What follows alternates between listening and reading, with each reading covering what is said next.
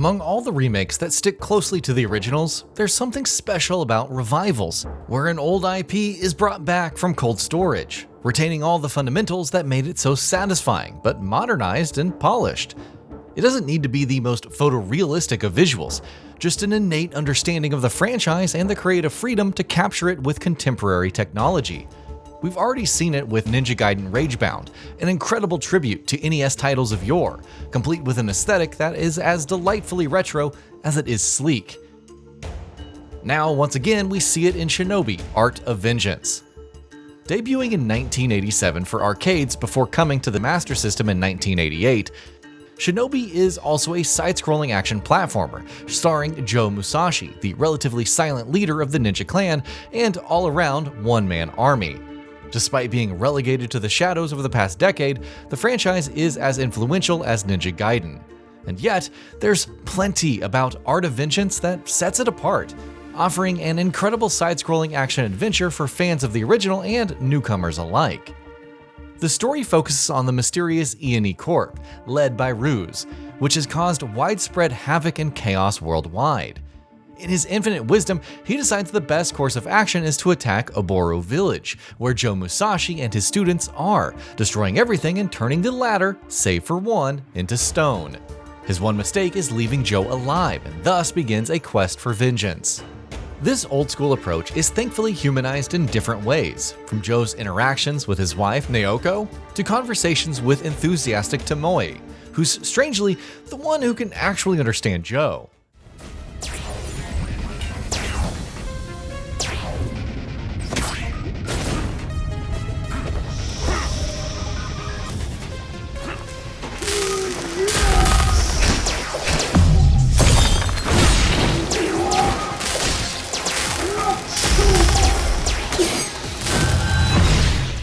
The self-serious atmosphere is all the more humorous when most characters, from the demonic shopkeeper to Ruse himself, cannot really understand what Joe is saying.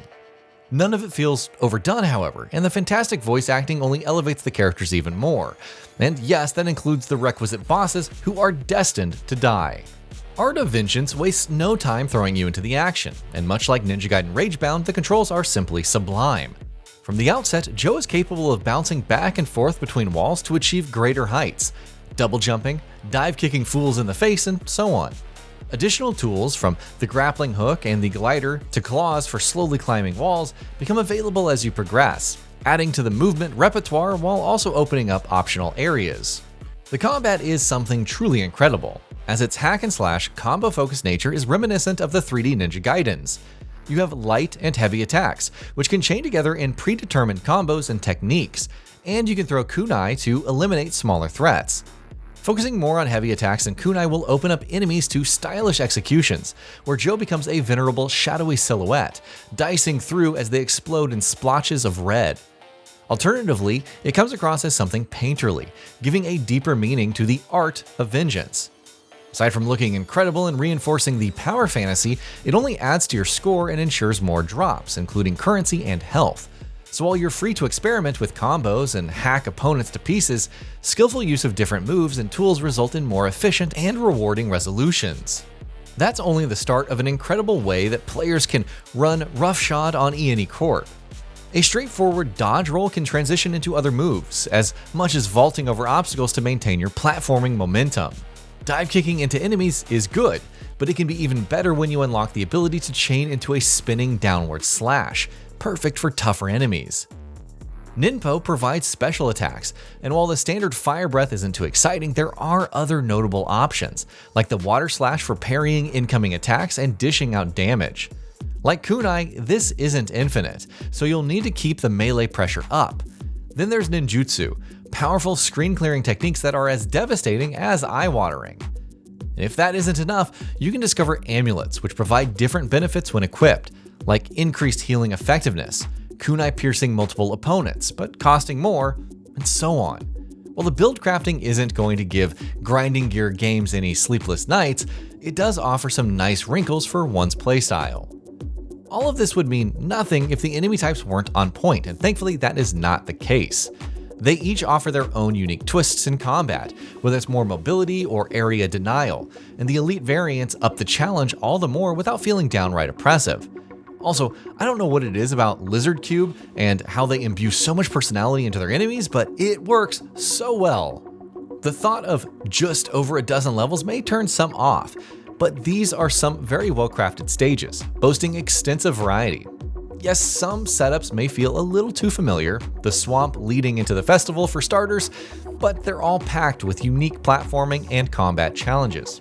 As cliche as running away from the destructive forces consuming the other side of the screen may seem, I won't mind as long as it's reinforced by solid platforming. Even the puzzles, simple as they seem, feel logical without bogging down the action.